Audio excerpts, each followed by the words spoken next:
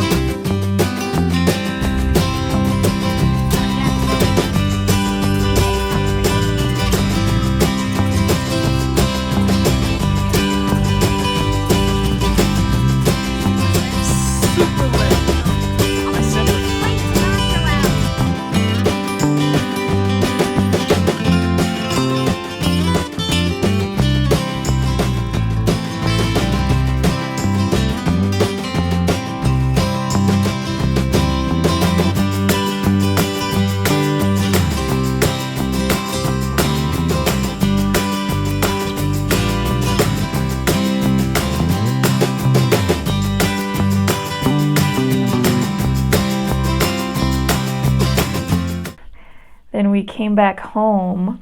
We came back to Idaho for school, and we started classes, and all through the month of January, it was terrible. I didn't go out anywhere. I barely made it to my classes. And so that was that, Now I'm pregnant. Now we got to think about where I want my baby to be born, because we'll be out of school by the time that he's born. And so we got to think about that. And I don't know if it's a girl or a boy yet. We should know very soon, though. And it's just weird, Now I have to think I'm going to be a mom. Everything's going to change, And of course I don't regret it. It wasn't planned, obviously. We wanted to wait a year or so, but everything comes at the right time, and it should be a blessing. And anyways, after that, February came along. I was still feeling sick.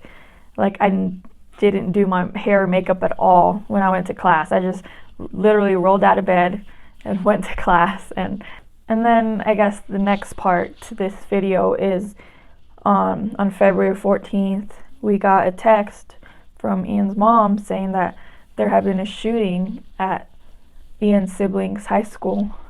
And so we were really shocked. Like, Ian was in class, I was in class, and so we didn't know what to do. And Ian's mom said, like, they don't know anything yet. Like, they're barely releasing students, so we just don't know what has happened. And so we were waiting. I remember I was in class just like reading about it on my phone, like the shooting in Parkland, and literally the school is like 2 minutes away from Ian's house. It's like right there, it's their neighborhood. Like, it was just so crazy. And I remember I didn't pay attention in class that day, and I was just really anxious. And then Ian later told me that he just like walked out of class because he was so nervous. And then after that, we found out that Ian's brother, who's 17, like, he had escaped and like he was already home and stuff with Ian's parents. But Ian's sister, who is 14, her name's Alaina, like, they still hadn't heard from her, like, it had been a few hours since the shooting. But Ian's parents said, like, they're still releasing students, and there's a lot going to the hospital, so it'll maybe be some time before we hear from her. And so we were trying to keep our hopes up, and we were praying and stuff. And it's like, I've never talked about this, so it's like kind of hard to talk about it for the first time. But I'm not gonna go into detail or anything, but I'm just gonna go like the overall, like what happened. And I don't know, we just waited for hours and hours, and they still hadn't heard about Alaina, like where she was or anything. And so I remember Ian was calling all the hospitals in like that area to see if there had been any victims from the shooting. Like, they still didn't know how many were dead or anything, but they all told us that she wasn't there. And so I remember it was just a really slow day, I guess, for us. And then like around 11 here, which was like 1 in the morning in Florida time, like, Ian's dad called us and said,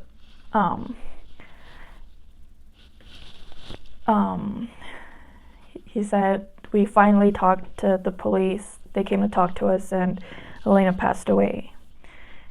And we were both like in shock, but we both like started crying right away, I guess. And yeah, we were just like crying and hugging and stuff. And anyways, yeah, that was like really hard. But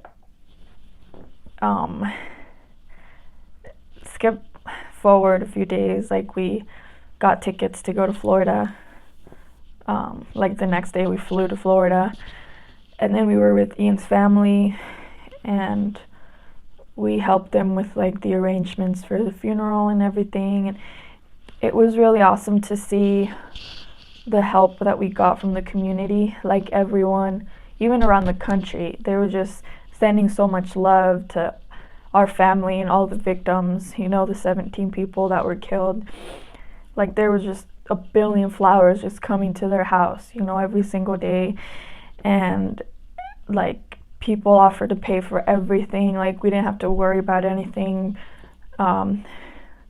Ian's dad's company like paid for an attorney, for reporters and all that stuff. Like, everything was taken care of. And so it's one of the things that I'm thankful for, that Alaina's parents didn't have to worry about that burden, about having taken care of everything. And so that was nice. And like, at the funeral a few days later, there was like 1,500 people that were there from all around the country, all around the community. And Ian's family has so many people that love them, and it was just crazy to see just how much love was pouring into our family. And I know I just got married to Ian and stuff, but it still hit me and my family really, really hard. Like, my siblings were crying nonstop. And I guess that's what hurts me the most, just like seeing my siblings being hurt. Like I can't imagine what it must be like. But I'm trying to be there for Ian as much as I can, and I'm just trying to be strong for him, you know? A few days after the shooting, like the detectives from the case came to our house and talked to us and just told us that Alaina was in that first class that was attacked. So he went in. 3 minutes later, she was shot and killed. And luckily, they told us that she didn't suffer, like she was instantly killed, which sucks, but at least we know that she didn't go through pain, you know? And I know she's in a better place and she's watching over us. And I know from my beliefs, I know that we will see her again. And so that brought a lot of comfort to me, and I think to Ian as well, just knowing that we're going to see her again. And so anyways, that we were in Florida for almost 2 weeks taking care of that. And so of course I couldn't do anything, and we skipped school and stuff. And so when we got back to school, we were really behind on homework and assignments and everything. And our teachers were super nice about it. They said, you know, take as much time as you need and you can just make up assignments as you go. And so that's what we did. And Ian is all caught up, but I'm still trying to catch up because I'm just so bad at school. It's just so hard for me. But anyways, so that's what my life has been the past few months. Now I'm finally in my second trimester of my pregnancy, so I'm starting to feel a bit better. I still don't have like a huge belly bump or anything. People have no idea that I'm pregnant, but I'm starting to feel so much better. And the bad thing is the doctor gave me really strong medicine for my nausea because, you know, I was constantly throwing up, and so he gave me really strong medicine, and that helped a lot, but it makes me fall asleep. Like it's like taking 5 Benadryl. And so I can't really function when I take it, but it's better than being in pain, you know, and suffering and throwing up, I think. So anyways, yeah, I just wanted to let you guys know like what has happened and everything. And so if you're still here, like supporting me, thank you very much. I'm gonna keep posting videos now that I feel a bit better. And yeah, all right, thank you guys for listening, and I'll see you guys soon.